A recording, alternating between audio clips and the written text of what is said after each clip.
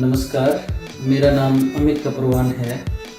मैं मूलतः उत्तराखंड के जोशीमठ का निवासी हूँ और 2003 से कार्यरत हूँ केंद्रीय विद्यालय संगठन में एक शिक्षक के तौर पर। अपने 22 वर्ष के सेवा काल में मैंने भारत के विभिन्न भागों में कार्य किया। जैसे असम में मैंने 3 साल काम किया, उसके बाद उत्तराखंड के जोशीमठ, गौचर और देहरादून में 18 वर्ष तक मैंने अपनी सेवा दी। 2022 में मेरा ट्रांसफ़र हुआ भारत के दक्षिणतम बिंदु कन्याकुमारी के पास नागरकोइल में और 11 महीने मैंने वहाँ पर कार्य किया। इसी बीच मुझे मौका मिला embassy of India school Moscow रूस के लिए अप्लाई करने का, और ऊपर वाले की कृपा और पिछले 20-22 साल के कठिन परिश्रम का फल था कि मेरा सिलेक्शन हुआ और मुझे मौका मिला रूस आने का। हमें रहने के लिए होटल मिला था शुरुआती 8 दिनों के लिए, तो कोई ज़्यादा समस्या थी नहीं।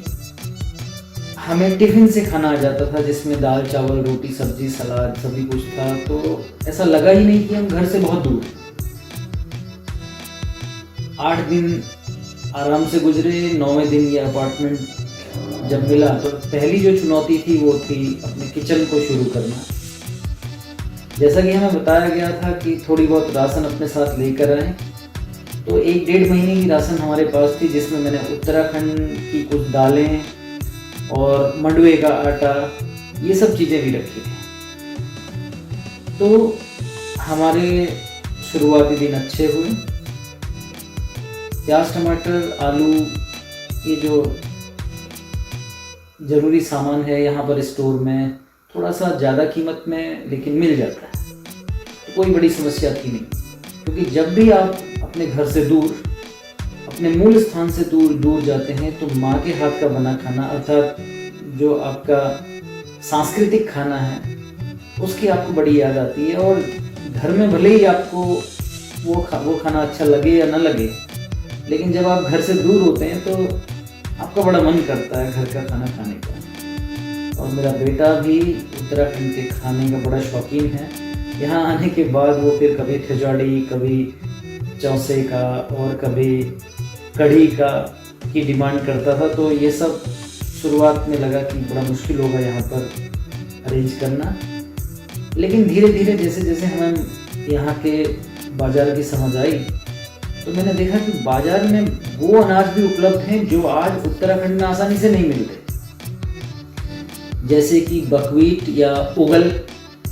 आप देखेंगे उगल यहाँ पर आसानी से उपलब्ध है और लोगों के मुख्य खान पान का हिस्सा है। कौड़ी आज उत्तराखंड में मुझे लगता है बहुत सारे लोग नहीं जानते होंगे, लेकिन यहाँ पर उपलब्ध है।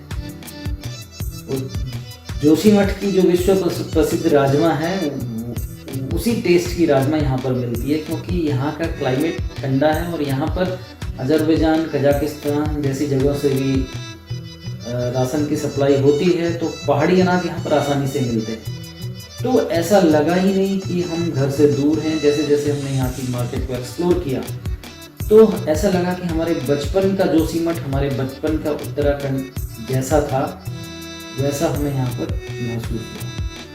तो खान पान की बहुत बड़ी समस्या हुई नहीं। उत्तराखंड की याद को हमने बना के रखा है। वहाँ के खान पान की जो विरासत है, हमने उसे खोया नहीं।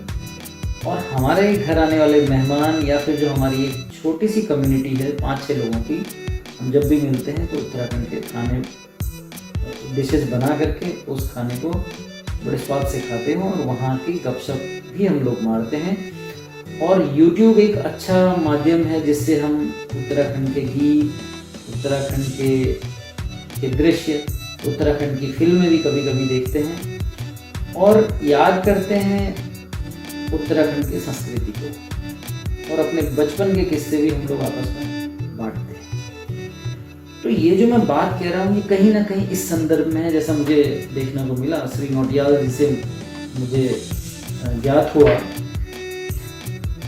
कि coloured checkers films and entertainment private limited company एक उत्तराखंड की एक फिल्म मीठी बना रही है, जो कि उत्तराखंड के खान पान पर आधारित है, वहाँ की संस्कृति पर आधारित है। तो मैं ये बात मैं जो अभी कह रहा था कि मैं YouTube के चैनल हम लोग यहाँ पर देखते हैं और अपनी संस्कृति को याद करते हैं, इस संदर्भ में कहना चाहूँगा कि फिल्में, टीवी शोज या सोशल मीडिया आज के समय में जो विरासतें हम भूलते जा रहे हैं उनको उनके पुनरुत्थान में बहुत बड़ा कार्य कर सकती है। और मैं साधुवाद देता हूँ, शुभकामनाएं देता हूँ कलर चेकर्स को, श्री नौटियाल जी को, कि उन्होंने एक बहुत साहसिक कदम उठाया है, एक बहुत महत्वपूर्ण कदम उठाया है उत्तराखंड की सांस्कृतिक विरासत को बचाए रखने के लिए। और अवश्य ही उनका यह कदम उत्तराखंड के इतिहास में मील का पत्थर साबित होगा। और आज जो सुदूर गांव में हमारी खेती लगभग बर्बादी की कगार पर है, वो पुनः हरी भरी होगी, पुष्पित पल्लवित होगी, और एक बार पुनः हम संपन्न होंगे, अच्छे स्वास्थ्य के साथ पूरे विश्व में भारत का परचम लहराएंगे। तो इन्हीं शब्दों के साथ धन्यवाद। जय हिंद, जय भारत, जय उत्तराखंड।